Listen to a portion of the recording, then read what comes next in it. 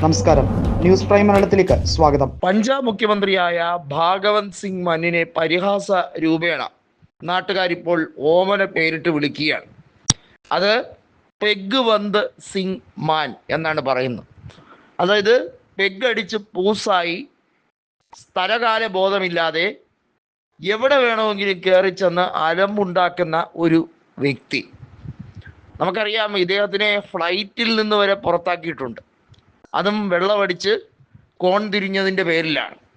അടിച്ച് പൂസായി എവിടെ വേണമെങ്കിലും കയറി ചെല്ലും.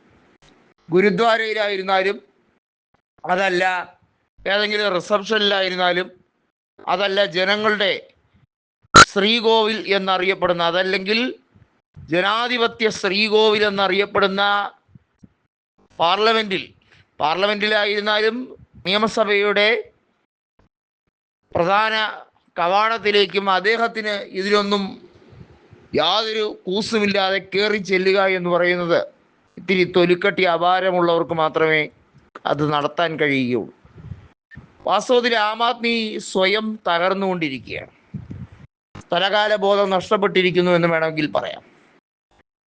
ഒരു കാര്യം BJPയുടെ ഇപ്പോഴത്തെ നേതാവായി മാറിക്കഴിഞ്ഞിരിക്കുന്ന രാഘവ് ചന്ദ പറഞ്ഞത് കറക്റ്റാണ്. ആം ആദ്മി സ്വയം തകർന്നുകൊണ്ടിരിക്കുകയാണ്, മൂല്യച്യുതി ഉണ്ടായിക്കൊണ്ടിരിക്കുകയാണ്.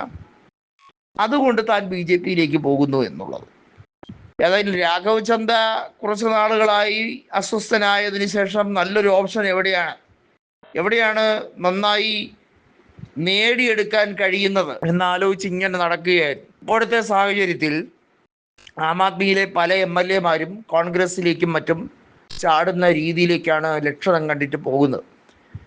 2027 ഇനി പഞ്ചാബിൽ നിയമസഭാ തെരഞ്ഞെടുപ്പ് നടക്കാനിരിക്കുന്നത്. 2022 നിയമസഭാ തെരഞ്ഞെടുപ്പിൽ 92 സീറ്റുകൾ നേടിയെടുത്തുകൊണ്ടാണ് പഞ്ചാബിൽ ആം ആദ്മി ഭരണം ഉറപ്പിച്ചത്.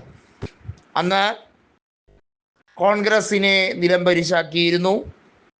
എന്നാൽ ഇക്കുറി വൻ തിരിച്ചുവരവിന് കോൺഗ്രസ് നേതൃത്വം നൽകുമ്പോൾ പ്രതിപക്ഷത്തെത്താൻ സാധ്യതയുള്ളത് ആം ആദ്മിയെ ആയിരിക്കില്ല എന്നാണ് അവിടുത്തെ റെക്കോർഡുകൾ സൂചിപ്പിക്കുന്നത്.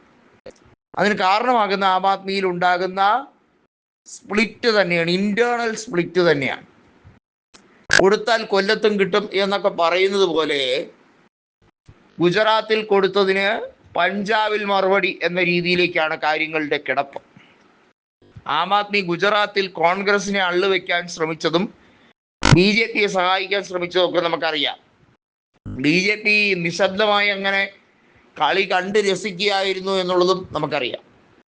പഞ്ചാബിൽ ആം ആദ്മിയുടെ അടിവേരറക്കുന്ന മാസ്റ്റർ പ്ലാനാണ് രാഘവ് ചന്ദ BJPയിലേക്ക് ചെന്നതിന് ശേഷം അമിത്ഷായുമായി കൂടിയാലോചിച്ച് തയ്യാറാക്കിയത് എന്നാണ് കിംവദന്തി.